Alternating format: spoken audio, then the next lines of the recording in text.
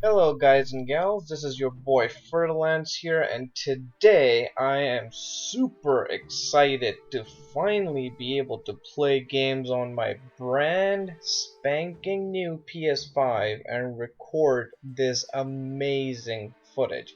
I mean, come on, just look at that intro, honestly. I couldn't be happier to review this masterpiece of a game, which by the way I have already finished on my PS4, but I am playing it again on my PS5 with my Sony X900H TV, and trust me when I say it's a night and day difference to play these games in HDR and 4K 60 FPS. Now, when it comes to Ghost of Tsushima, this game is visually stunning, masterfully crafted, and beautifully executed. Rarely do open world games get this formula right and are this breathtaking as well as being fun and engaging. So let's start with the story of Ghost of Tsushima. I will do my best to avoid spoilers, but be warned nonetheless. If you have already played the game and or don't want to play the game either, or otherwise don't care about the game, then continue watching as you won't be spoiled, you brainless idiots. So the story starts in Tsushima Island in feudal Japan, with you playing as the protagonist Jin Sakai at the time of the Mongol invasion. You and your fellow samurai have been brutally slaughtered by the Mongols, but you have somehow survived with the help of a friend, and now must find new ways to defeat the Mongols, which include some methods which may be considered not so honorable. But oh, they are definitely so much fun to play. Now, being an open world game, exploration in Tsushima is greatly encouraged and rewarded at the same time. The guiding wind is made in such a thematic way that it guides you or navigates you in this beautiful world, basically taking you to your intended target, and you move through the world like watching a movie, with different things to discover, from hot springs to bamboo stacks, fox dens, or hidden places scattered throughout the world map that either help you increase your health and resolve, or help you attain new skills or armor. Also, in the aforementioned side quests, you can learn new fighting techniques or skills, and find very difficult foes to face up against in one-on-one duels, which is usually a little bit later on in the game that you come across those enemies. But those one-on-one duels are like straight out of a Kurosawa movie. I mean, they're done so masterfully, and you need to make sure that your skill level is high enough, your resolve is high enough, and you have the right armor set, and you have to be precise. Those duels are amazing, and they are sight to behold, and to anyone who is playing the game for the first time, I suggest definitely give them a try, because even though there are most of them are side quests and are not an integral part of the story, but they add so much to the game. So really highly recommend that when you come across these small areas where you can perform these duels, definitely go for it. Now, moving on, customization in this game is plenty for those who need to scratch their RPG itch, with numerous armor sets with different colors and different outlooks, and even if I'm not wrong, I think I remember it correctly, with the different attributes to each armor. And armors can be crafted based on your play styles, or you can get new skins for your blade cover, and none of it is monetized, which I know it's shocking in the year 2021 But since this isn't EA or Activision we're talking about, I'm not at all surprised. I mean, Sucker Punch is an amazing studio. Everything you need to achieve, the type of armor that you want, or the type of, let's say, mask that you need, or the cover for your blade that you want, all the elements required to craft those items are located within the game world, within the world map of the game.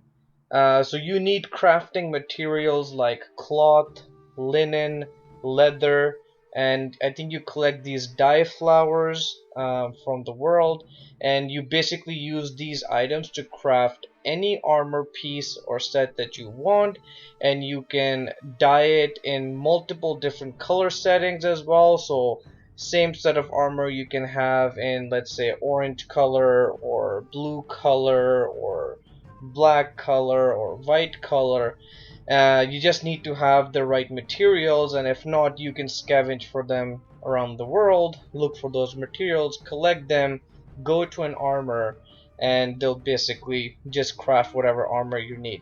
And it's not like you have to stick with one armor set. You can mix and match with the armors as well, which is, to an extent, pretty cool. Like, you can wear one armor set, but the helmet the samurai helmet that comes with the armors, you can change that out, or you can wear a headband, and the masks can be different. So there is definitely a good amount of RPG elements included in this game.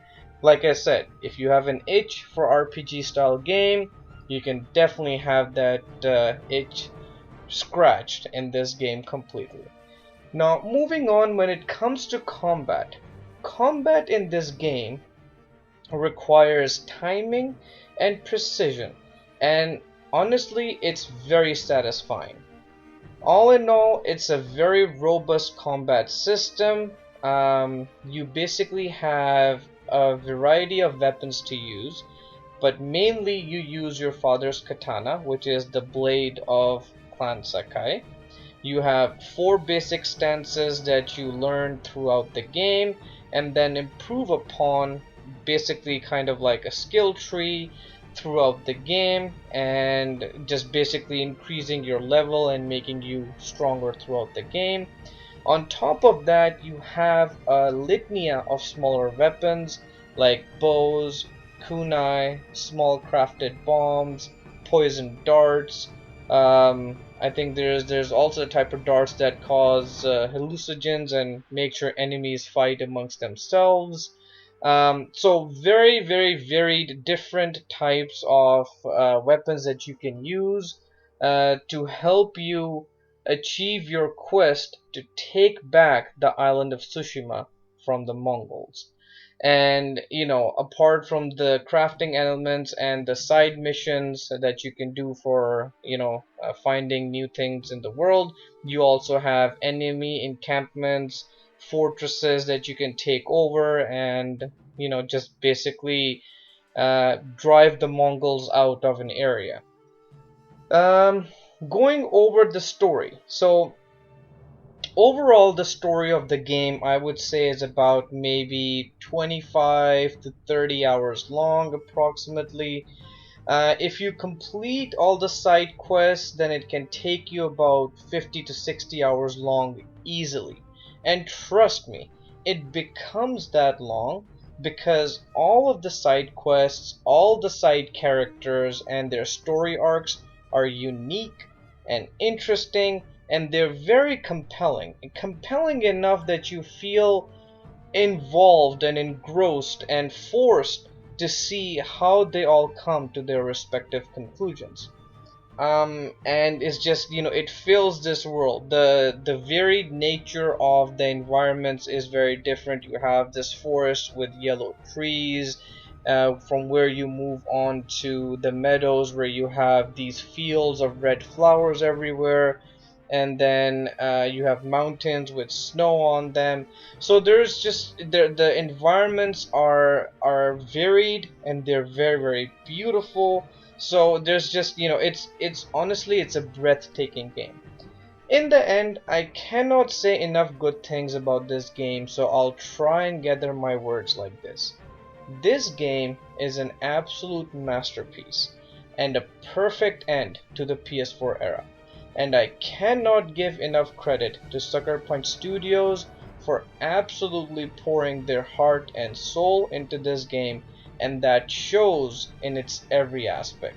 The music and the theme of this game, guys, it is so amazing, it is so immersive. I think I have maybe spent hours at this point just sitting and listening to the music on YouTube and within the game. Like if you go to photo mode, you can just put the music on and just listen to it if you want to take a picture or use the photo mode to, make a video. And it's absolutely beautiful. I know there was a lot of people in the beginning when this game was revealed.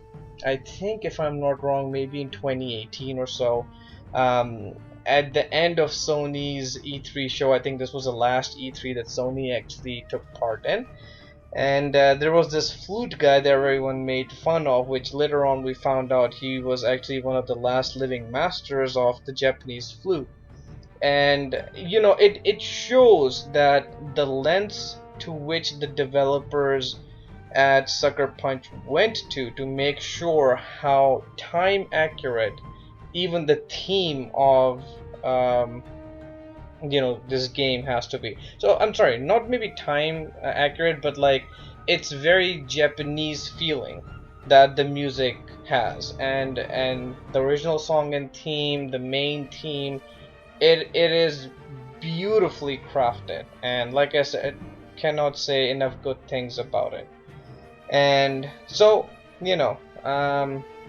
it's there are times when the music and the theme of the game is tear jerking, and I cannot stop listening to it. And combined with the overall atmosphere, along with the phenomenal graphics with masterful storytelling, makes Ghost of Tsushima my game of the year for 2020. And I hope I can see more of Jin Sakai and this beautiful world in the future at some point, hopefully towards the end of the PS5 era, maybe in a couple of years time. We'll see Ghost of Tsushima 2, maybe we'll travel to mainland Japan. I am very interested in Jin Sakai's story. I really want to see that move forward. So, very, very interested in this world. So until then, guys, leave your thoughts and opinions in the comment section below.